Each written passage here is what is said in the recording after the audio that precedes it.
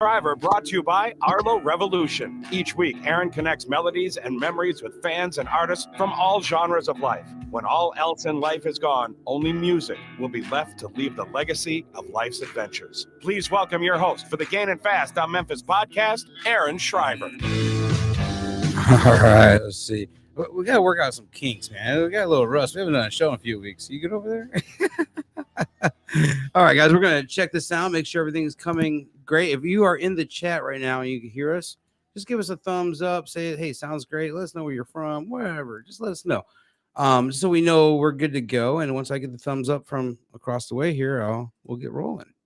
So I'm excited for this one, guys. We haven't done a show for a couple weeks because we took a little break. Had a little birthday show. So thank you guys again for anybody that came out to the Live Oak in Nashville the end of June there. That was so much fun. That was awesome. amazing. It was a fun night. It was amazing. Everybody was amazing that night. It was such a good lineup. All right. So they're saying good we people. Sound good. You think we sound good on your end? We're good. Hey, Lee. Yeah, we're good. All right. Hello and welcome everyone to season 6 of the Gainin Fast on Memphis podcast, a place where we connect memories to melodies. I'm your host, Aaron Shriver. And I'm your co-host, Jillian Shriver. Our mission tonight is to provide a platform for motivated singer-songwriters, passionate fans, or someone who's making a difference in and around the music community. We hope everyone listening leaves inspired with a positive outlook and begins connecting their own memories to melodies. Tonight, we are presented by our good friends at Arlo Revolution. Cinematic wedding films, music videos, and promos. Find them at arlorevolution.com. One tree planted. For every 1,000 downloads of the show, we plant a tree with one tree planted, which we did today. To download the show on your favorite podcast app and help us plant some more trees, man. That was cool, though. We did hit in our milestone, planting our tree, and I always love being able to do that. So it's one of my favorite things to be able to do. And it's been happening almost monthly, so it's awesome. And pod decks. Pod decks are the hottest tool to get your next great interview, unique interview questions in the palm of your hand. Our on-screen sponsors tonight are Art on a Higher Wire by Joel, original custom artwork inspired by your life moments, treasured photos, and memories. Shed Services. At Shed Services, we offer a full range of maintenance services depending on your needs. Find them at shedservices.com. Looking for ways to support or sponsor Gainin Fast on Memphis, and please head over to our Patreon page. Tiers start at just $1. And if you sign up for a whole year, you save like 20%. So definitely check it out. Something pretty cool. And we've been updating it daily. So it's really cool to look into and help sponsor the show and help the show grow a little more. If Patreon is something you can't do, the next best way to support the show is to like, share, review, and subscribe anywhere you can find us. Remember, you can join us live mostly on every Monday. There's a holiday this week, so we have pushed it back, but join us live every Monday night, 7 o'clock, Facebook, YouTube, where you can interact with the show, ask questions, join in on live chat with your favorite guests.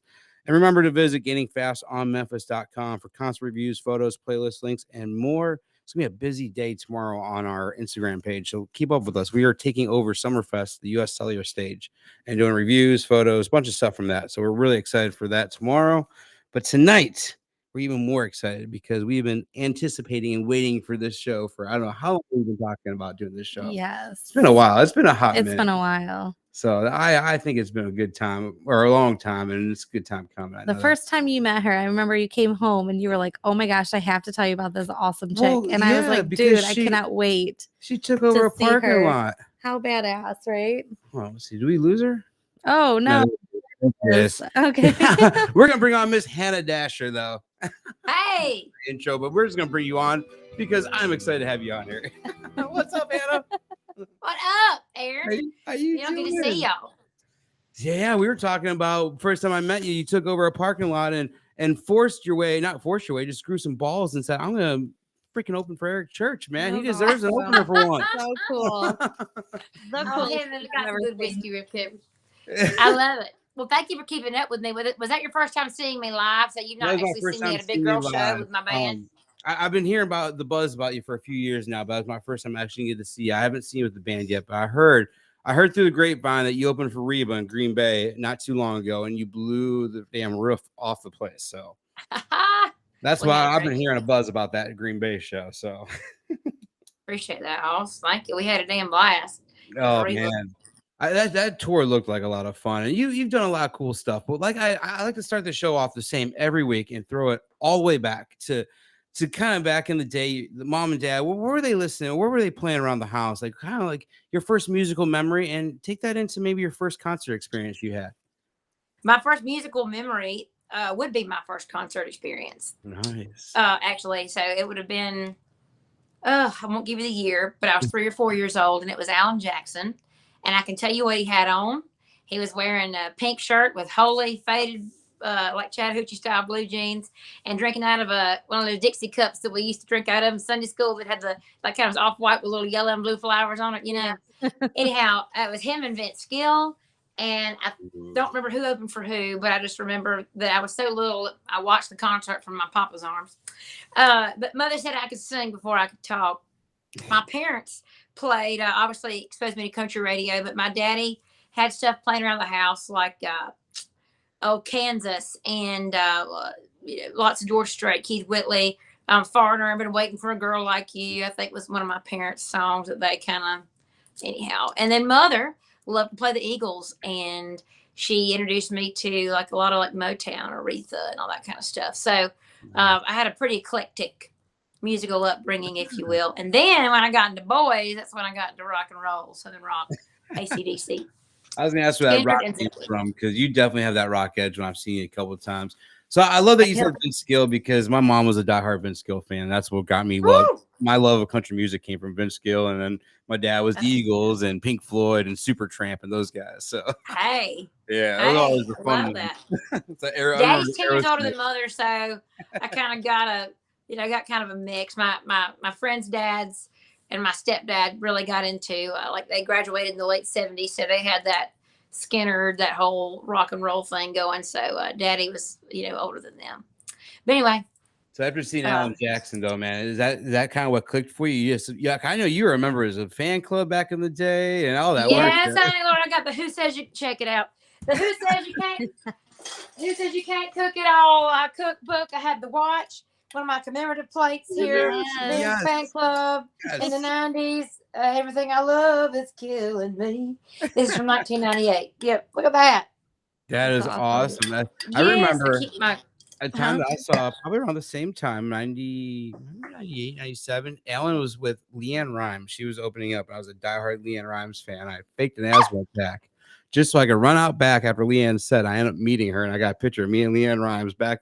I think Blue was just out on the radio, and I'm like, I got to meet her, and then they didn't want to let me back in the arena, but I got back in because my parents were still in their seat. I'm like, my parents are in there. But I got to meet Leanne Rimes. I was pretty excited, but that was my I didn't know many heterosexual boys that were Leanne Rimes fans. So you must be the first one I've ever met. I love that. I think she's just precious. I loved One Way Ticket. That was my jam, dude. Yeah, that was my jam. So I love that song. We used to make what is the Don't Ever Lose That Light in Your Eyes. My daddy used to sing, I gotta lose this weight in my thighs. The funny thing is, you have the Alan Jackson plate. I still have a postcard somewhere that has the Leanne Rimes fan club on it. Because I remember I was part of her. I love it. I'm gonna give you hell about that forever. She's precious. She's so kind. I just got to interview her on the red carpet for the CMT Awards, and she and I had just run into one another literally the night before, 2 nights before at the Ryman at the Hanny Tucker thing. So that was fun too. That's cool. Very cool. I was a proud member of that Billy Ray Cyrus fan club too, though. So you were. I was a spirit member back in the day, but so much about fan clubs because your fan club wants to hear all about you tonight, and I want to know about your writing and where it came from because there's just some of the songs that you've written, even for other people. I know Joe Fortner has a song. You guys not heard Bad Hop Birmingham, amazing tune that you and him wrote together. And for you, did you start with poetry early on, or did songwriting start before any of that, or how did you start with the songwriting? Well, I hated to read as a child, but I would read my album, my liner notes, cassette tape and CD lyrics, and so I was that nerdy kid who could tell you who Keith Stegall was. But in reading, I discovered that Alan Jackson, for instance, because I was really drawn to his music. He talked like I do. He's obviously talented. He was from Georgia like I was, and I thought, hell, I want to do that too. I want to chase the neon rainbow. And so I didn't really start writing songs. I dabbled with it like in high school. If I had a crush on a boy, I might like write a song to the tune of Sweet Child of Mine or something like that. But just so that I could get the meter and the phrasing and the rhyme schemes down. And then against my will, I started writing, I guess, my freshman year in college. My parents divorced unexpectedly. And so I had to kind of deal with that. And the best way for me to do that was just to get it out on paper. And so the first song sucked. hell, I still write some that do. But all that to say, I started writing songs, and my friends started asking to hear them, and then hear them again. And so I tried to develop that, and I really dug into like more Waylon and Merle Haggard, and I was a big Dierks Bentley fan then too. And I just tried to, and then I started listening to like Roger Miller and J.J. Cale, and I really tried to branch out, and then all of a sudden this guy named Eric Church comes out, and because I'd kind of faded away from country music, with the exception of Randy Houser, Anything Goes and Everything's Gone. Bryce Long's amazing. I've written some stuff with Bryce, but yeah, the Eric Church record really brought me back in, and just empowered me to continue to do it, and to one day do it professionally. Was it the Sinners album that you first heard? Hell yeah, Jeremy Spillman. One of my buddies. I love that. Yeah. Well, we'll talk about that too. We were on the topic of songwriting, so you got to write with someone that's really prominent in the Eric Church world, Mr. Casey Beathard. And tell me a little bit, because that had to be a little full circle for you, kind of hearing that Eric Church album. That's what got you back into the cold country thing, and then all of a sudden you find yourself in a room with Casey Beathard writing a song. Well, yeah, Casey Beathard, Jeremy Spillman, Jeff Hyde. I mean, it's Jeremy, Sinners Like Me. I mean, Jeremy wrote a lot of those songs on that first record. Michael Heaney. I write with a lot of those guys actually, and it's very surreal. I mean, and I could call any. I mean, hell, I've got furniture in there that Heaney's given me. Heaney's like the adopted grandpa, to Eric's kids, and but these guys have all tried to make me better. Nice. And I've also just been able to sit back and learn. It's just as a new artist, you have to, and a new songwriter, you have to really, and especially being a woman, not to play that card, but I'm expected to go into the room with the idea and really, really prove myself. And guys like Beathard seem to really get it off the bat. He got me. I didn't have to prove anything to him. He knew enough to know that I was talented, and we have written well together and still do. And so I'm excited to, and Jeff Hyde, we just wrote a really great song that I've actually just recorded. And so I'm excited to get some, and another song called Cheating. Oh, it's so good. So many people would be surprised. So, and Jeff Hyde's going to be singing on that one with me. So Jeff, Jeff tours with Eric. Yeah. And and his Eric's band. So many people would be surprised about some of the songs that Jeff Hyde wrote. He has some amazing songs out there, and the fact that you get to write with them, and just like I was talking about, full circle to have these guys, all these guys, and now in your repertoire. Oh my Lord! Well, the real full circle moment for me was writing with Bill Anderson here. It would have been actually it's been a year ago. But that was great. He's so precious, and what a great songwriter, and he's still relevant. He's in the Hall of Fame, but he is still he's still able to hang and to do it with a fresh head. And I just I get it, and he gets me too. And I look forward to writing with him again too. I love that. Every time I got into Jamie Johnson early on, and I'm a sucker for good songwriting. Hell That's yeah. awesome. I had a buddy a couple of years ago. He was telling me some Jamie Johnson stories, but Rick Tiger, he was a songwriter in Nashville. Oh, God rest his soul. Yeah, Rick. Yeah, he was telling me some stories about Jamie that I would just, you would laugh for days. I'm like, that's that. I don't doubt that one bit. Oh. So I love those. Jamie's sober now. Yeah. Yep. What else you want to know? Man, I want to know everything. No, so you started during the pandemic. We got to talk a little bit about the Stand By Your Pan. Tell me how that kind of came about. I want to know a little bit about that. Well, I was supposed to go out. It was my first run with Dierks Bentley. I was so excited. And then we're going out west, California. And quarantine shut down everything. So everything was canceled. And Hanta needs a stage. So the kitchen became my stage. And Stand By Your Pan is an idea that I had copyrighted and reserved for later use. I was thinking, okay, one day when I'm established as an artist, then I'll do a late night comedy infused cooking show kind of a thing. Anyhow, but quarantine and this TikTok app presented me with, I guess the right circumstances to test the platform, and sure enough, who knew? But it stuck. I was just teaching skinny people how to cook. I'm not a chef. I am opinionated, and I do prefer my cooking to most, but hell, I'm just I'm shocked at the girls my age. I mean, I'm 33. I just can't believe the mamas that didn't raise their youngest to boil rice, for Pete's sakes. I know. Cook. Ain't that We've talked the we've talked truth? about that. It's pitiful. And these Mhm. people have driver's license. You can't Mhm. read a recipe. You can't raise a youngin', in my opinion. I'm not raising them, but Yeah. So who taught you to cook? Where did your skills come from? Did you have my family parents. recipes? Yes, Okay. my parents, my grandparents, my mother, or both of my grandmothers, one of which is still living. She's crazy as hell. I love her. I got a whole stand-up routine I'm writing on her. She's amazing. She's kind of like the white Medea. Been married 5 Okay. times. Only 2 of the, only 3 of the husbands are accounted for. Literally, we can't find the other 2. So I mean, she's wild. That's But why I my love Nana some was a great Mississippi cook, stories. and but yeah, I mean, I was raised by a lot of older people. That's why I'm 83 years old, pretty much.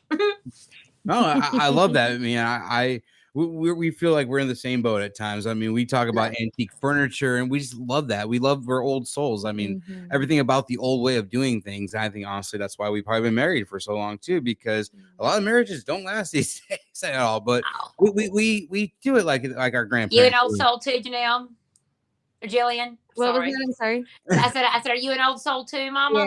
Yeah. For sure. love For it. sure.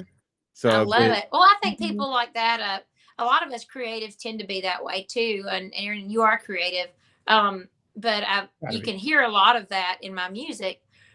All that nostalgia. There's just I don't know. I mean, I live like I look. You can see this is all. I mean, hell, this is from 1954, 52. All this furniture and in the 60s and 70s, and everything's got a story behind it. But I've always just felt this, not an obligation, but a calling to carry the torch forward as far as things that I love. And that comes to, like the steel guitar, great songwriting, fashion, but my faith and American pride. There's just a lot of things that were instilled in me growing up, and saying yes, ma'am, and things like that I'm not willing to let go of. I'm very, hip, and my God, I've got friends with purple hair and blue hair, and I mean, I'm, I can get along with the best of them in LA. But I'm about to say, I think it's okay to merge some of the old with the new. Yes. Yeah, I totally 100%. agree. Yeah. Jillian's family's all from Mississippi, and we Mhm. she went down there to go to school for a couple of years and asked me to go with. I'm like, it'd be a big shock from Chicago to Mississippi, but Mhm. I made the jump, and I found out how much I really did like. I mean, that's half our furniture came back from there because it was antique stuff. I love it. How much I love that way, and just I would go back in a heartbeat. I even Mhm. got it tattooed on my arm because I feel like I tell people that's where I grew up, because it's the first place I lived on my own.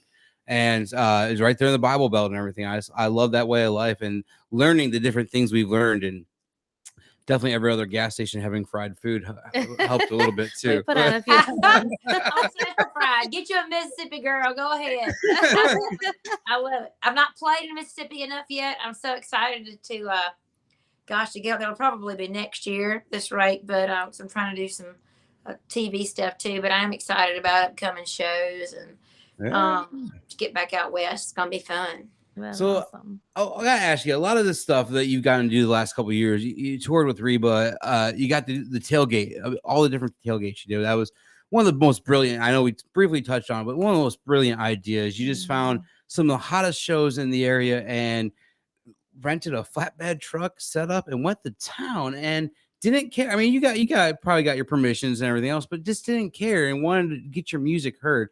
And I know the Eric Church one, like in between, there was like another stadium that there was another line of people that was another genre. And honestly, I don't know what genre of music that the show they were going to, but they were all tapping their foot and like jamming out and just watching her just like steal this other person's crowd. It was pretty that's damn cool to awesome. see I what love you you got for to that. do. Yeah, it was really cool just to like sit It's back. ballsy. I don't know if it was cool. It was ballsy. But it was cool that you did something like that, because not a lot of artists are doing that, and you're like, you know what, I got these badass songs that need to be heard, and I'm gonna get them heard. And Yep. so, and I love that you did that, because it showed who you are. It Yep. showed where you Your come from, and it's artistry. like, hey, I'm putting it out there, and Eric Church doesn't want to have an opener. I'm gonna make sure he has an opener. Well, I mean, I didn't get on the tours that I wanted. I've never had a manager. Because it's so oversaturated here in town, and well, I'm a handful, but it's going to take somebody special, that's kind of got their hand here and in LA to to manage me, and so all that to say, I've had to kind of run this show by myself, anyhow, and so I created my own damn tour. Like it's a known fact. You don't get on major tours unless you've got a big politically. Yeah. A big manager with political pull, like Eric Church's manager manages Ashley McBride, and that's he's broken her because he's But he has ties with a very, very big deal. I mean, Q Prime is huge. Yeah. So Yeah, they're huge, and I don't fault her for that at all. Lucky her. I mean, that's hell yeah. But I'd be there too if I had John Peets. But but you know what? I can't rely on that. I'm having to rely on me, and so but I've been super thrilled with the I think I've been received by Billboard and Whiskey Riff and media and things like that, and I've got everybody fooled. At least I think I'm doing great things. So and the handful of Reba dates, that was a lot of fun too. Yeah. It started a great relationship with her team, and we had 80% of the house full each night, and they were really impressed with that. And anyhow, so but yeah, I'm hoping she may add a few in the fall. You might see somebody on there with her. You don't know yet. Nice. We're excited to see that. So you got the tour with Hank though too as well, right? Oh Jesus! Tell me a little bit about that, because honestly, when I think of you touring with Hank, I just think, oh boy, I hate to see what the morning looks like. That's it. Well, he's my number one, and he's just even if you aren't a fan, if you're listening and you aren't a Hank Jr. fan, go see him live. He is a hell of an entertainer. I put him up there with Mick Jagger as far as my favorite entertainers go. Kid Rock too. Don't listen to Kid Rock's music, but I have gone to 3 shows because he's an amazing entertainer. Yep. Oh yeah. And I just and I respect that. And but Bo Cephas, he'll play the piano with his butt. He'll play the fiddle, and when he plays the fiddle, he plays it right down here on his forearm. And he loves America. And I don't know. I just saw him at the oh heavens, the Legion Hall over here in East Nashville. He and Dan Auerbach, Black Keys, just put out this blues record called Rich White Honky Blues. Nice. Anyhow, and so he did like a little private show there, and it was amazing. On his way out, he saw me and booped my wig. So I died. I was there with one of his daughters, but I'm so tickled. I guess after doing shows with him, his crew and band had really taken me in, and his lead guitar player, Bart, who is one of my most favorite lead guitar players here in town. And he's just got such a vibe, man. He's decked out in turquoise and badassery. But he's going to be out with me September. September. So I'm excited. No, I saw that. I know Church way back when got to tour with Hank Jr. a little bit too. And I love seeing like whoever gets a tour. I know Hank Jr. takes care of whoever's out. Oh yeah, well, that was back when Hank was drinking liquor. Hank doesn't drink liquor anymore unless Bobby Ritchie's around. Yeah, I was like, yeah, if Kid Rock's around, maybe. So that's really cool. So one thing I learned when I was researching for this show is way back when you used to work in Atlanta, Georgia at Wild Bill's, and I gotta tell you, because we spent New Year's Eve there one year.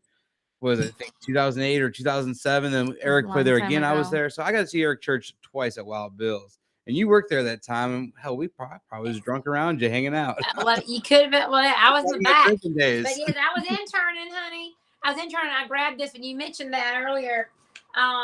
That's when that I guess was it the Sinners Like Me album had just come out. Yeah. And so I had to make sure that Jack Daniels was on the bus and make sure that he and the band, everybody was comfortable. Anyhow, and but he signed my album for me. And it says, Hannah, thank God there's girls like you for guys like me. Oh, that is badass. It's still on the refrigerator. I ain't got rid of it. Hell. Anyhow, that is so cool.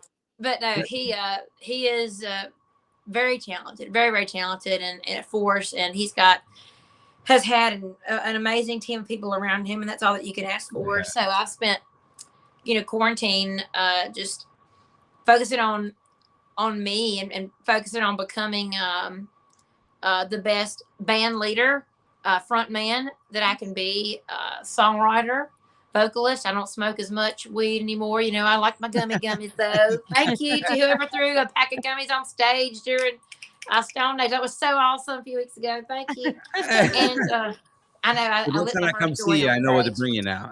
Do what? Oh yeah. Next time I come see you, I know what to bring you. Well, hell, Aaron, as high strung as I am, I gotta have something kind of mellow me out. Right? You know, and I hear you know, Willie's on straight gummies now too. He doesn't smoke anymore. Yeah. Yeah, a lot of people are doing that now these days, man. As long as they get them right, it's all good to go. Get rid of that cough, you know. Yeah, Willie, I don't know if he could smoke and sing much longer, so that's why he's like, all right, I'm gonna do this. So you got to do like the Opry. You got to play that a few times. Tell me about the first time you walked on that Opry stage and just kind of the feeling you had behind you on that. Oh my heavens! I just played it the 5th time last weekend. Yep. It was great. Well, I mean, I cried like a baby. I mean, it's I feel like they probably presented me too soon, but the Opry kind of discovered me and were really fired up about me, and I appreciate their enthusiasm, and they just they want to support, I feel like, real talent when they can, and the band is so supportive, and everybody knows you by name, and they give me the prettiest dressing room, and they just take such good care of you. But it literally, the Opera to me feels like going home, and to most of my peers in town, it's kind of like an annoyance for them to play it, or you know, they kind of roll their eyes. It's old hat or whatever, but for me, I'm a little kid watching TNN every time I walk in. Yeah. You know, and I think about Porter Wagner and Opera backstage, and I'm wearing sequins, and I dress up, and I treat that stage respectfully, and that's why you'll never hear "I'm gonna whoop your redneck ass" on the Opera stage, because I know what you did sing H to the damn to the D. Amazing. I love too that the Opry lately has brought people like Jamie Johnson and Jelly Roll and all these guys onto the Opry stage, because 10 years ago you never would have heard of that. And I love that it's just yeah, and the Warren Treaty, some dear friends of mine, so talented. They had church up in there, honey. So good. I mean, absolutely. They you know, there's Shy Carter just brought the house down too. You know, did a great job, and the Opry is branching out. They are very eclectic, but it is still home. If you want to hear some rootsy country music, yes, absolutely, best place to go. Absolutely. I love that. I love it. So tell me, what does the rest of 2022 look like for you? I know you hinted on maybe a little bit of touring again, but what are you looking at?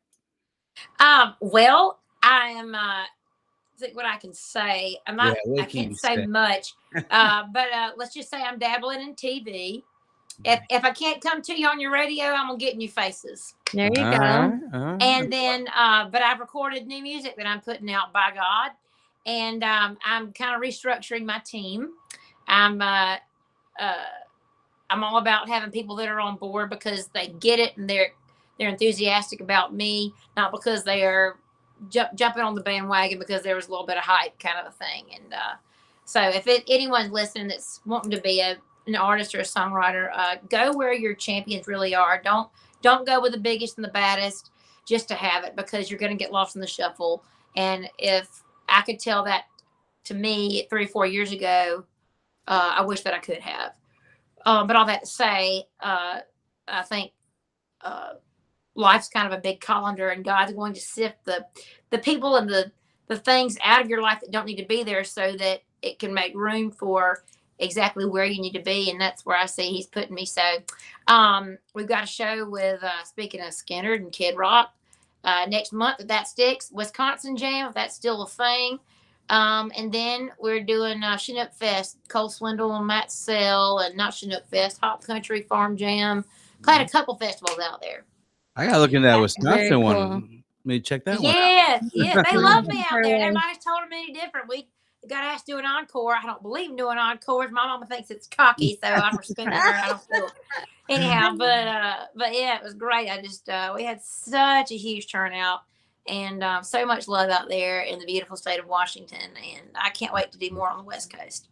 Yeah, we live between Chicago and Milwaukee, and we definitely need to get you back this way a little bit more. So. Oh my Lord, I haven't played Chicago since Moby Dick was a minnow. Dude, Lord. there's a little place called Joe's on Weed Street that you would. You dang right. I'm in perfect back for. to Joe's. You tell, I don't know if Erica's still there, but you tell old Ed. Yeah. It's called Hanta. Yeah. Yes. He even has his hands on a new place called Carol's. They've been packing like a little smaller pub too. And that place is awesome Yeah, for they a get show. What's it called? Carol's Pub in Chicago. That's another badass Interesting. place. Yep. So I'll send you some. I'll send you some info. We'll have to try to get you back to Chicago. Yep. Soon. You have to just put my people in touch, honey. Yeah. I'm sure they I are. love it. All right, so we're gonna move on to our sponsored section, our powered by Pod decks. We pulled a couple cards earlier. The first one: what are 3 of your favorite music venues in the world? So either ones that you've either played, or ones that you want to go to, or ones that you've seen a show at. But what's your 3 favorite music venues? 3 favorite, in no particular order. No put. A friend of mine asked me this last night. The Troubadour in LA. It smells like 1976 when you walk in. I have played it. It was one of the most amazing nights of my life. But there's so much history there if you're into rock and roll. Mhm. So definitely the Troubadour, the Ryman, obviously. Oh, so magical. Yes, I've gotten to play the Ryman a few times. I mean, I can't not say the Opry, obviously. But bucket list for me is going to be Red Rocks. Never been, never played it, but I aim to do it. Oh, it's gonna happen. I mean, Maybe Scott Eastwood's bedroom. Maybe I'd like to give him like a private performance. Dude, I think that would be great. That counts as a venue. I love it. That counts as a venue for sure. Yes. And the next one is: you're leaving on tour in the morning. What essential items do you put in your backpack? Of course, you're going to need a lot more than a backpack, I'm sure, that you're going to take with you. But what essential items is going in that backpack that's going to be with you? If I'm leaving out on tour, well, usually the bus call will be around 11 o'clock at night. So, but I'm packing, well, obviously my gummies and my vitamins. Always gummies and vitamins. Fun and safety first. When I can, I try to draw obscene or funny little things on like the set list that my tour manager will print out, just to personalize just a little thing, a little message or something on each band member's set list. So I bring some Sharpies with me. Bring my assistant Biddy. She's the glue that holds me together. My Lord bless her heart. She's gone to the grocery store, going to the dry cleaners, or grabbing eyelashes somewhere. I mean, she's always helping me so much. Some comfy britches for sure. Yeah. And I always bring a backup outfit. So, and a lot of hair. Bringing a lot of hair. Yeah. Gotta have the hair. You can't forget the hair. especially in Texas in June bug season, honey. You gotta have extra hair. We're pulling June bugs out of my hair, my drummer's stuff, everything for weeks. Oh no. Man, I can only imagine. That would be And probably a cream cheese pound cake or something fattening to feed the boys. Yes. There you I'll take go. it with me too. I love that. All right. So our next segment, we call it Connecting Memories with Melodies. We're going to play a little clip of a song. The first memory you have with this song, just go ahead and spit it out. Go ahead and hit one of those. Just received his medal. Oh. Just an old So we hear Drive, Alan Jackson. Where's that song take you? Oh, Lord. The song actually takes me to, it was not the first time I've heard it, but it takes me to Auburn University. They used to do something down there called Alpha Psi Rodeo. And his daughter was actually down there the year that she was helping to throw it. Gosh, she got drunk. She's precious. Anyway, but yeah, it's just this big redneck fest, and Alan Jackson played, and it was awesome. It was great. I was with my 1990s Heartbreak, actually, who I went with. We had a damn ball. I love it. Awesome. I love it. All right, go ahead and hit that green one.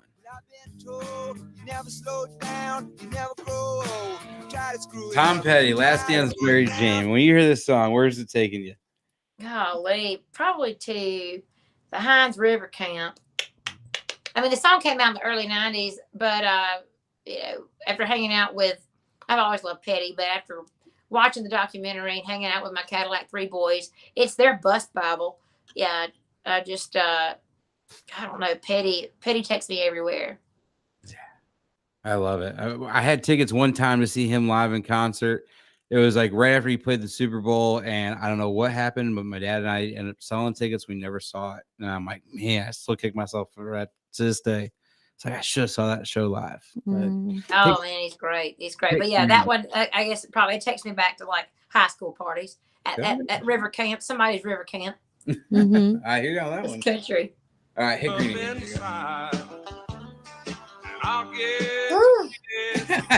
Whiskey Bent Hellbound, Hank Jr. When you hear that, same. The same.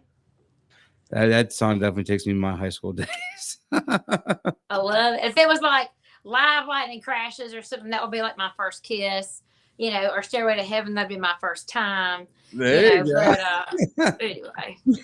We had Corey Smith on our last podcast. Corey Smith was on. His first concert was live, and that was kind of cool. Talking about that. So I was a dire Smith fan. So, all right, the last one. This is gonna be a fun one. Yellow. That's a lesson I wish I didn't learn the hard way. So when you hear Hard Way, Eric Church, where's it taking you? It takes me back to my LTZ Trailblazer that I wrecked 4 times, nose ever end, somewhere at the University of Georgia. Freshman. Nice. We always had that one album that takes you that one car. My buddy had a Trailblazer. I think it was a Trailblazer. Gary Allen, Tough All Over CD. Every time I hear that album, it takes me right back to his car. Just we're right back in it. We're driving down, cruising around those Mississippi roads. Yeah. I love it. And that car, that was the first time I heard a guy named Chris Stapleton who was singing with Steel Drivers at the time. I thought, what is that? I literally stopped my car in the middle of the road when I heard his voice. Wow. So, yeah. I remember those days. First time you're like, damn, who the hell is this guy singing? And trying to check into it. But I feel like Step ought to impress you that much, or it ought not be on the radio. It ought to be damn good or next. But anyways, whatever. Yeah. I love it. All right, so we're gonna do the hot seat. We're gonna put 60 seconds on the clock. It's gonna be the same type of thing. I'm gonna ask you one quick question. First answer you have come to mind. So the first vinyl you ever purchased. So ask me again. Your first vinyl you ever purchased. Ooh. I don't remember. Probably Red-Headed Stranger. Ooh, all right. If you had an endless supply of something, what would it be? Lipstick, lip liner, my favorite color. All right. Who has the best pizza you ever had? Anywhere you've been? The Red Door in Midtown. It's great. Pepperoni pizza. I've heard about that pizza. All right. The strangest thing you've ever seen in the middle of the road? In the middle of the road? God. It's all a blur. I don't know. Half naked people streaking. You'll have that. We'll take that for an answer. Exotic animals that don't belong in the state that you're in, stuff like that. Those are those gummies talking again. Well, that's why I can't recall. Was I under the influence, or was it actually something in the road? I don't remember. But I don't know. Yeah. That's right. The worst day job you've ever had. The worst day job I ever had. I had to do telemarketing at the Art Institute right before I signed my publishing deal. I took a job doing that for a few months. I was literally there for like 3 or 4 months. Then I signed my first deal, so I got to leave. But yeah, it wore me out. But I was I kept the change of I kept some boots and jeans in my cubicle because I was literally changing clothes, in my cubicle and leaving, and then changing clothes. I had work clothes in my car. I've been out the whole night before, like partying on, I don't know, Irv Woolsey's farm or something. And I'd come back and I'd put on work clothes. I was. Yeah.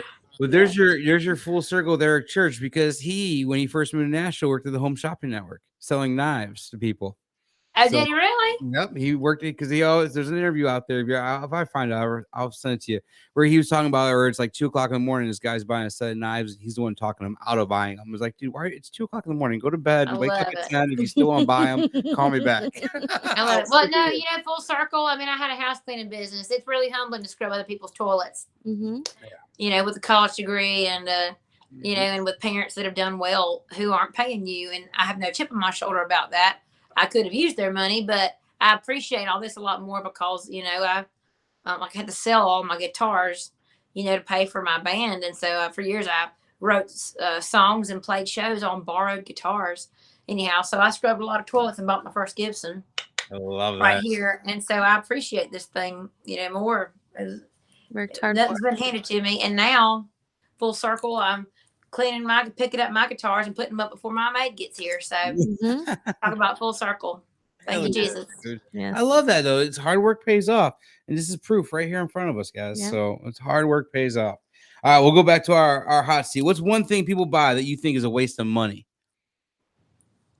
I can't say that out loud. Let me think of plan B. Another thing that people buy is a waste of money.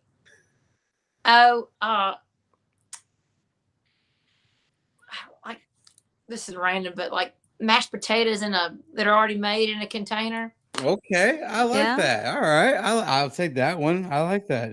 Stuff like that. Ridiculous. I had answers on this one. That's why I liked it. This question. It's always a good one. All right, isn't it? You there? I don't know what Nope. just happened. It's like everything is rebooted in front of me. We're here. All right, what's one song you wish you wrote? Oh, I'm over you. Ooh, okay. That's a Good good one. If you had to pick one drink, Or actually, Oh. one of Lizzo's probably. One of Lizzo's. yeah, Yeah. that's a Yeah. good one. Yeah, Hair Charles is great. What's the next question? If you had to pick one, drink a little drink or smoke a little smoke, what were you picking? Smoke a little smoking, duh. I think you know. I figure it's a new I question. got had Cherokee there. Indian in me. We can't handle alcohol very well. It makes me puff up like a moose. Like I look terrible. Yes. So I gotta look cute naked, man. I got smoking all the way. So this might be a sin asking you this question, but we'll see. What's your favorite microwavable food? Ooh, butter. I love it. Best answer yet. I thought popcorn was a good one. So I don't waste time with popcorn, but yeah, it's good. all right. So you might have already hinted at this one earlier on when we're talking, but you got to play the Opry. You've been on tour with Hank. You kind of ran with Casey Beathard and so many people. But what's something that's still on your bucket list? Something that you still want to accomplish to make you feel like you succeed in music? Is it maybe a special venue to play, or maybe having a special hit song, or what's something on your bucket list still? I would definitely love to open for Alan Jackson. I don't know that that'll happen with his health problems and with all the people that are vying for this new tour, but he is right there at the top of the bucket list. I'd love to do some dates with him.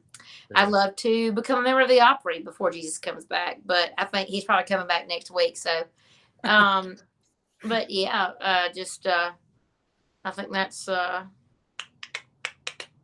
love yeah, that. that's your definites. Kiss Scott Eastwood I could definitely see that Opry on drink. the mouth. There you go. That's a good one for you. Oh, I love it. So you cool with playing one for us tonight before we let you go? Yeah, man. You want to hear a new one, or do you want to hear one I just put out, or what do you want? It's up to you. I was gonna say 1990s Heartbreak, but if you got a new one you want to throw out or something, I am totally cool and leaving it open for you. Yeah. Why don't I? My only rule is you gotta tell me the story of where the song came from first. Well, let me think. Well, I mean, I've got this already set up to play 90s, but yeah, I don't really have my I wasn't thinking. I just saw 90s on the call sheet, so I didn't. My other one's in. Well, That's my favorite. I just turned 40 last week, so honestly, I had a lot of 1990s heartbreak. So Did you? Okay, well then I'll do that one for you. So and 90s heartbreak. the mixtape, the Walkman, you nailed it all. So You're so sweet. Well, I wrote that song about 8 years ago with Neil Mason. He plays drums for the Cadillac 3. Anyhow, and to this day, still my fiercest heartbreak. Good heavens, I couldn't eat for a month. Yeah, I got real skinny. You wouldn't know it. Anyhow, but I always loved that fella hard. But song is a song that got me a record deal, and yeah, eventually a boob job, and so I haven't looked back. so this is your lightning then. Do what? I said this is your lightning then. It's the one that got you the record deal. So Right. I still can't believe the label never released it, but years ago when I feel like it would have really had that punch. But I've had a lot of fans requested it and covering it, and I just think it needed to be out there in the world, so I went ahead and gave it to you. Yeah, here it goes. I'll give you a snippet of it.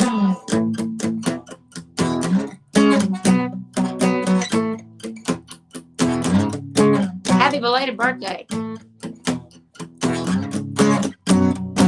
There's even an X on my XM radio. Every song sounds like the way you let me go. When I think it's bad as it can get, your picture pops up on the internet.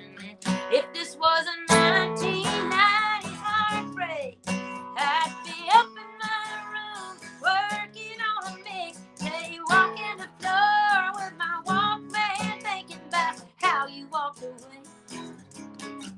This was a 1990s heartbreak. Wouldn't have to see you out there with your next mistake, talking one landline, no cell phones when being alone was really being alone. Whoa, was a 1990s heartbreak.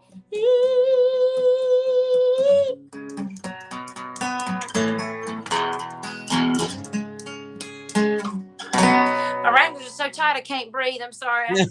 No, I love that. That was amazing. I love that. But now you got to tell me, 'cause I got the That thing. was You amazing. talk about in that song, One Landline. So what was your AOL screen name? Do you remember it? I don't remember my AOL screen. I'm too young for that. I do remember. My sister and I shared a name. I feel like, but she was a computer hog and she did all that.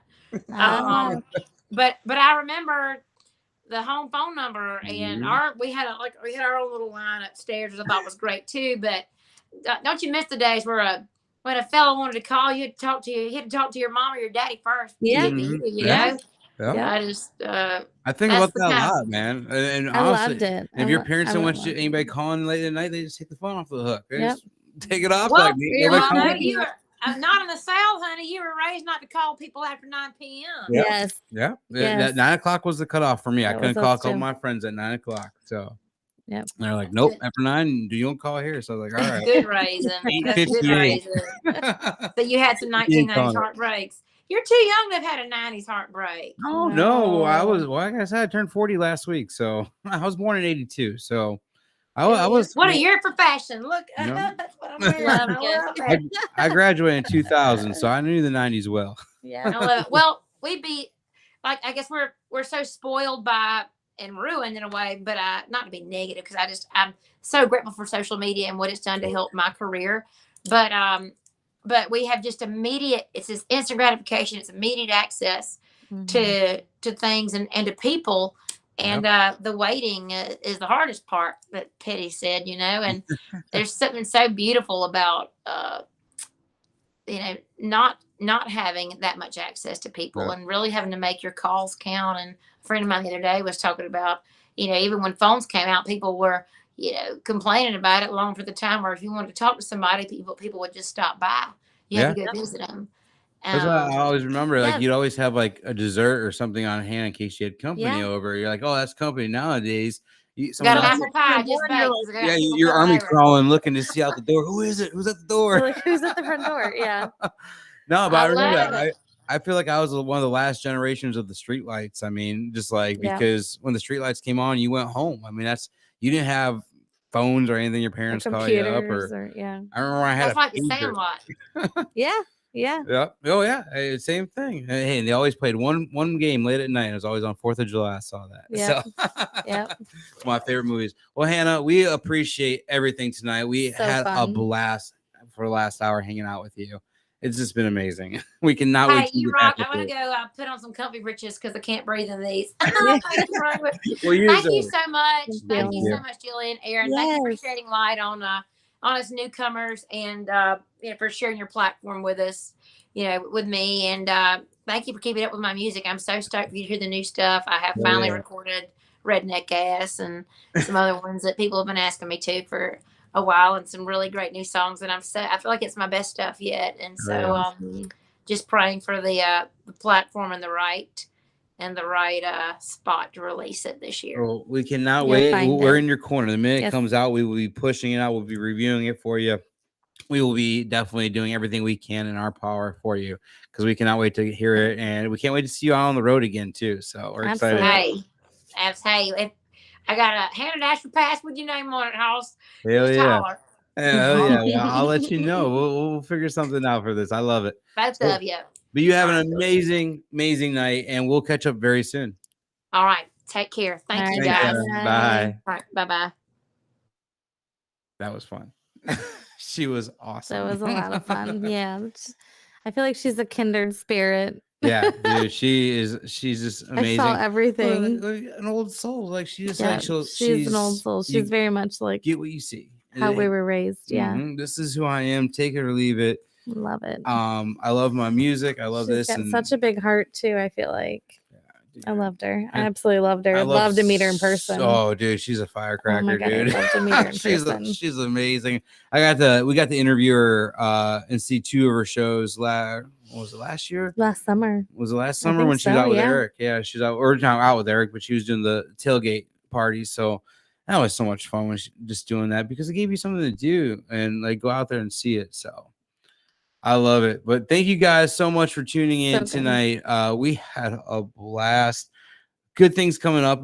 We just can't wait. Like I said, tomorrow I'm going to be out covering Summerfest pretty much all day out there, probably for 10 or 11 hours, if not more. We will be interviewing Priscilla Block sometime tomorrow during the day, and we'll have that up over the weekend on all of our socials. So we cannot wait. But Russell Dickerson, Priscilla Block, Aaron Kinsley, I am so excited to see her tomorrow. Nico Moon, I forgot who else is all on this lineup. It's gonna be a great lineup tomorrow that we got the pleasure of going out and seeing. And then Country Thunder's coming up in a couple weeks, so busy month. But we're excited to see what happens in the future and see where this goes. We'll have some more announcements. We will be back in Nashville in December, so we will have another event we're very excited for. So save the date, December 11th. Can't wait to announce that. But other than that, yeah, it's been fun. Just got back from a nice little vacation. Family vacay. That's why we were a little rusty with the show. We've been off for 2 weeks. Although it was a good show. It was an awesome show. It was a good one back. But next week, we're going to have some fun again. So I'm excited for next week. So we got a legend coming on. Always a legend in my eyes. Yeah, I'm very excited for. For sure. But thank you guys so much for joining us on episode 134 with Hannah Dasher. The passion, the drive that Hannah has is so impressive and will take her so far.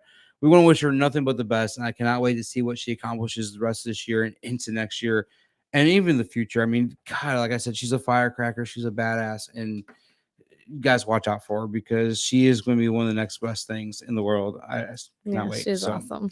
Don't forget to catch up on everything you missed from tonight and past episodes over at Gainin Fast on Memphis.com. And like I said, we'll see you guys next week. We got a legend coming on, so we'll see you guys then. Fast on Memphis podcast with Aaron Shriver is brought to you by Arlo Revolution. As we close the book on another chapter, remember, music gives a soul to the universe, wings to the mind, flight to the imagination, and life to everything. Next week, Aaron connects more melodies and memories with other fans and the artists they love. Thanks for being a part of this musical journey, and we'll see you next time on the Gainin Fast on Memphis podcast with Aaron Shriver.